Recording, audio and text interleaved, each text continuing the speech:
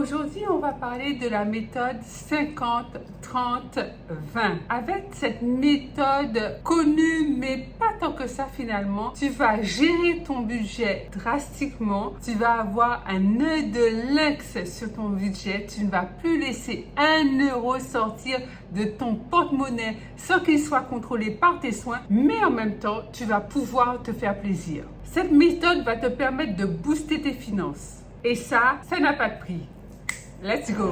Bonjour et bienvenue sur L7 Finance. Moi, c'est Lucla. Donc, sur cette chaîne, je te parle argent, finance, budget, épargne, mindset, positivité de manière très concrète et très fun pour t'aider à faire gonfler ton compte en banque. Donc, si l'argent, c'est un problème pour toi, c'est un vrai sujet, t'aimerais bien comprendre comment ça fonctionne, t'aimerais en savoir plus, t'aimerais en avoir plus, ne bouge pas et abonne-toi, mon ami, car cette chaîne, c'est la tienne. Pense à activer la petite cloche de notification juste à côté du bouton s'abonner et parlons finances. Je t'informe que j'organise une superbe masterclass 100% gratuite. Je te mets tous les liens en barre de description. Inscris-toi, c'est gratuit, profites-en. Je te serai par ailleurs infiniment reconnaissante si tu prends quelques minutes de ton temps pour regarder la vidéo que YouTube te proposera juste après celle-ci. La règle de répartir son budget en 3 parts de 50, 30 et 20% vient d'un bouquin qui s'appelle All Your Wealth, The Ultimate Lifestyle Money Plan d'Elizabeth Warren et d'Amalia Warren Tachi. En fait, c'est une mère et une fille qui ont fait énormément de recherches pendant 20 ans, je crois, et elles en sont arrivées à la conclusion qu'on n'a pas besoin d'avoir un budget hyper béton, super carré, rigide de chez rigide pour pouvoir contrôler et gérer son argent. L'idée est somme toute assez simple parce qu'elle consiste à repérer 3 facteurs de l'existence d'un être humain. Donc l'idée de base, c'est de mettre en place un budget qui nous permette de satisfaire nos besoins, nos désirs et également l'épargne. Dans cette vidéo, je vais te montrer comment fonctionne cette méthode, comment tu peux l'appliquer quel que soit ton niveau de revenu et ce que ça peut changer dans ta vie. À la fin de la vidéo, je vais également me permettre de te donner mon point de vue sur cette méthode. Je te dirai dans le détail et très sincèrement ce que j'en pense. Reste avec moi jusqu'à la fin parce que tu risques d'être étonné par mon point de vue. La règle de 50-30-20 consiste à séparer ton revenu ou tes revenus, mais la plupart des gens ont une source de revenus, c'est le salaire, en 3 parts qui ne sont pas égales. La première tranche, c'est 50%, la seconde, c'est 30% et la dernière, c'est 20%. Donc, la première tranche, 50%, tu vas devoir répertorier toutes tes charges, toutes tes dépenses obligatoires, toutes ces dépenses qui sont essentielles et dont tu ne peux pas te soustraire. En gros, c'est toutes ces charges dont tu ne peux pas faire autrement, sinon, en gros, tu ne pourrais pas vivre. Tu m'as compris, en gros, c'est le loyer, les courses, les enfants, la crèche, la nounou, la garderie, la périscolaire, les assurances, les impôts, la box internet, le téléphone, etc., etc. Et là, la clé, c'est que tu vas t'astreindre à ce que toutes tes charges que je viens de te citer, plus les autres que je ne t'ai pas citées, mais qui font partie de tes charges, ne dépassent pas 50%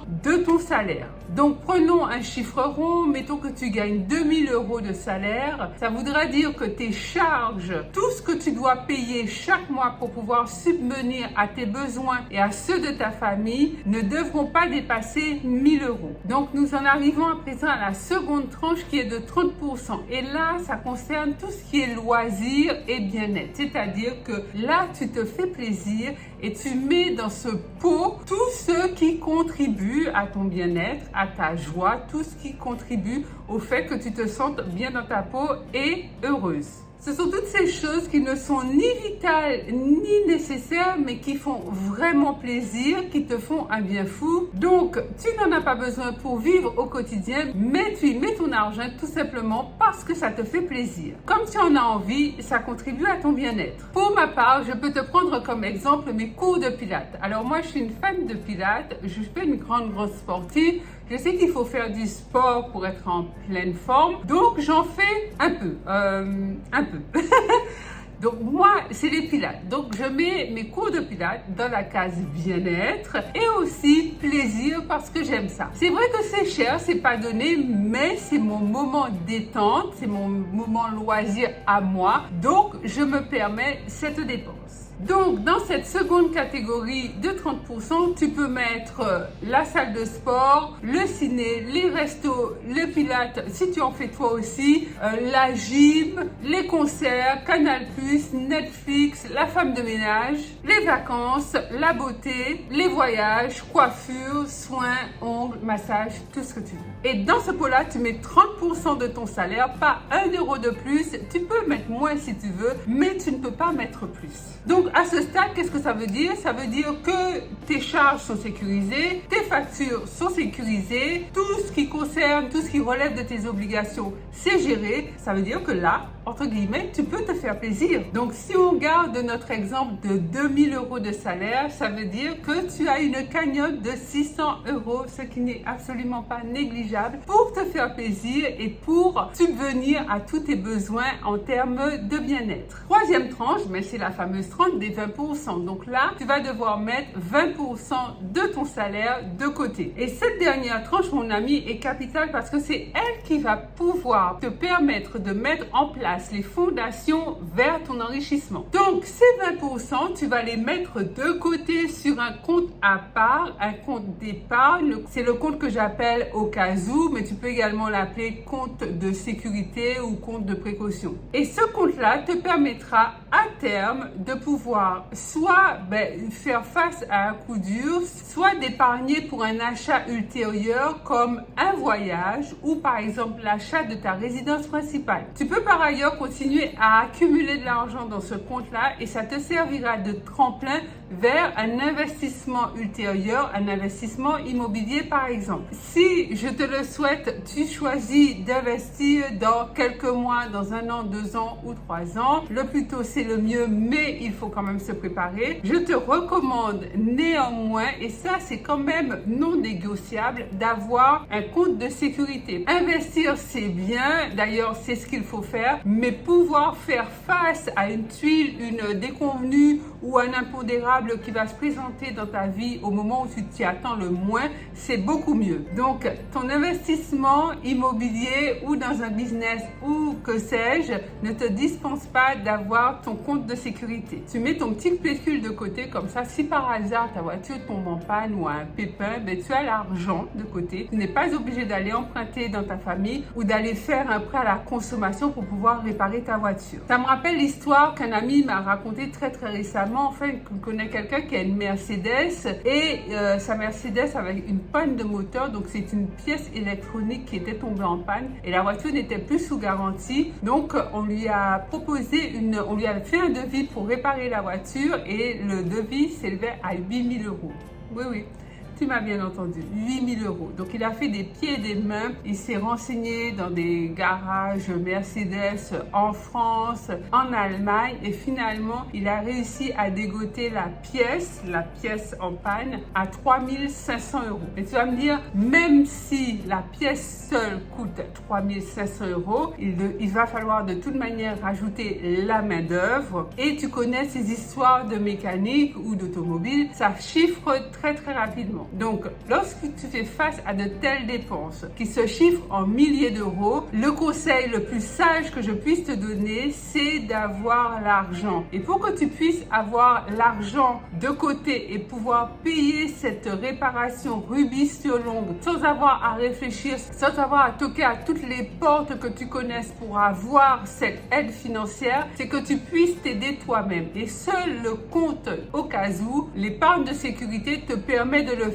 Donc, c'est une épargne pour laquelle tu dois être hyper rigoureuse et hyper disciplinée. Donc, rappelle-toi, avant tout investissement rentable, que ce soit l'immobilier, la crypto, la bourse, investir dans un business, tu dois avoir ton compte au cas où bien garni. Si je veux aller plus loin dans cette thématique, ma recommandation est que tu aies entre 3 à 6 mois de charge de côté avant de commencer à épargner pour tes investissements. Donc, dans notre exemple d'aujourd'hui, nous avons vu que tu as 1000 € de charge. Donc, tu peux avoir sur un compte au cas où 3000 € ou 6000 €. Donc, cet argent-là, tu n'y touches pas, c'est au cas où. À partir du moment où tu as atteint ton objectif de 3 mois ou de 6 mois, à ce moment-là seulement, tu peux commencer à épargner pour un achat ultérieur ou pour un investissement ultérieur. Certaines personnes vont jusqu'à mettre 1 an de charge de côté. Donc, dans notre cas d'espèce, 1 an de charge de côté, c'est 12 000 €. Ce n'est pas négligeable. Je te garantis que si tu atteins ces objectifs que tu peux te fixer de ton libre arbitre, 3 mois, 6 mois, 1 an, comme tu le souhaites, je t'assure que ton sommeil ne sera absolument pas le même qu'il est aujourd'hui. Pourquoi? Parce que le sommeil de celui qui a de l'argent en banque n'est absolument pas le même que celui qui n'en a pas. Si tu te sens l'âme d'un conquérant ou d'une conquérante, tu peux encore aller plus loin dans cette méthode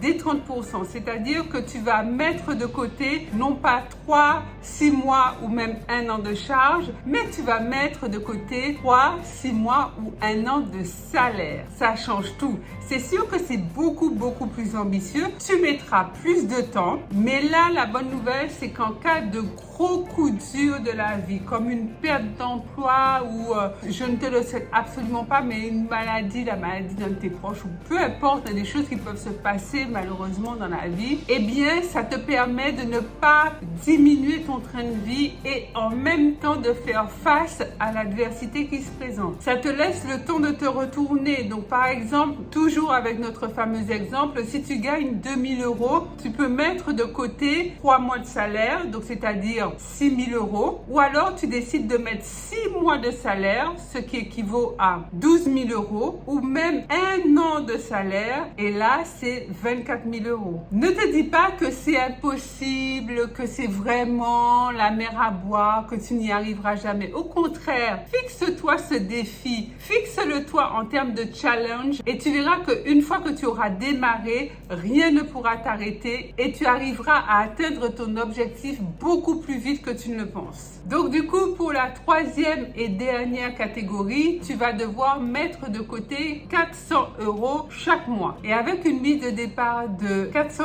€ chaque mois, il te faudra un peu plus d'1 an pour atteindre 3 mois de salaire de côté. Tu vois que ça va vite. Cette troisième tranche te permettra d'être solide financièrement. Tu sors de la case consommateur ou consommatrice et tu deviens producteur, tu deviens productrice, tu deviens acteur ou actrice de ta propre vie. Tout ton argent ne passe plus dorénavant en achat passif ou en achat de biens de consommation. Tu es et tu demeures aux commandes de ta vie. Alors maintenant, je partage avec toi mon avis. Je trouve que c'est une bonne base de démarrage lorsqu'on prend ses finances en main ou lorsqu'on démarre dans un processus d'apprentissage et de maîtrise de son argent. C'est sûr que cette méthode te permettra d'avoir plus d'argent. Souvent, les gens considèrent que tenir un budget, c'est fastidieux, c'est austère, ça prend du temps. Alors que pas du tout, tu vois très bien qu'avec cette méthode, c'est très simple, c'est hyper simple, c'est hyper facile à mettre en place et ce n'est pas fastidieux du tout. J'ai envie de rajouter que c'est même sans douleur puisque tu respectes plutôt facilement les 3 champs. Maintenant, est-ce que c'est hyper efficace si tu veux obtenir des résultats ambitieux? Je ne suis pas sûre. Pourquoi? Eh bien parce que pour moi, la part bien-être et loisirs est trop importante. 30%, c'est énorme. Quand tu passes 600 € sur un salaire de 2000 € rien que pour un budget loisir, détente, bien-être, c'est énorme. C'est beaucoup trop si tu veux te constituer une cagnotte considérable, si tu veux te constituer une bonne mise de départ dans la vie. Tu peux mettre plus d'argent de côté et en mettant plus d'argent de côté, tu vas pouvoir te créer plus de comptes d'épargne cumulé. C'est-à-dire que tu pourras avoir un compte d'épargne au cas où, un compte d'épargne investissement, un compte d'épargne résidence principale, par exemple, si tu veux t'acheter ta propre maison, un compte d'épargne pour un voyage dans 1 ou 2 ans. Donc, si tu veux avoir des résultats de ouf et vraiment multiplier ton argent, tu peux pas te permettre d'avoir un budget loisir à 30%. C'est trop. C'est beaucoup trop par rapport à ton revenu. D'ailleurs, j'ai fait une une vidéo où je te donne une stratégie d'épargne gagnante. Je te la mets là dans le petit i. Le plan ultime pour épargner en 7 étapes. Tu peux aller la regarder si tu en as envie. Si tu veux juste reprendre tes finances en main, que tu n'as pas de dette, que tu n'as pas de crédit, que tu as peut-être un petit découvert à combler, mais rien de bien ouf, oui, cette méthode est adaptée à toi. Tu peux démarrer avec cette stratégie. Dans le cas contraire, ou si tu veux passer à l'étape supérieure, je vais te conseiller d'aller dans un budget beaucoup plus détaillé, qui contient plus de postes d'épargne. Voilà mon ami, une méthode pour pouvoir gérer ton budget facilement. Dis-moi en commentaire, est-ce que ça te convient? Ce que tu en penses? Est-ce que tu es prêt ou prête à démarrer cette méthode de 50-30-20? J'ai hâte de te lire et de te répondre. Pense à liker cette vidéo, à t'abonner si ce n'est déjà fait en activant la petite cloche de notification juste à côté du bouton s'abonner. Je te rappelle que j'organise également une masterclass 100% gratuite. Tu as toutes les infos en barre de description. Inscris-toi, c'est gratuit. Je te dis à tout de suite sur Instagram. Tu peux m'y retrouver. Mon compte c'est L7 Finance. Autrement, je te retrouve ici même sur YouTube chaque mercredi et chaque samedi. Et je te laisse avec cette vidéo. Je suis sûre qu'elle t'en apprendra beaucoup sur les finances. À très vite.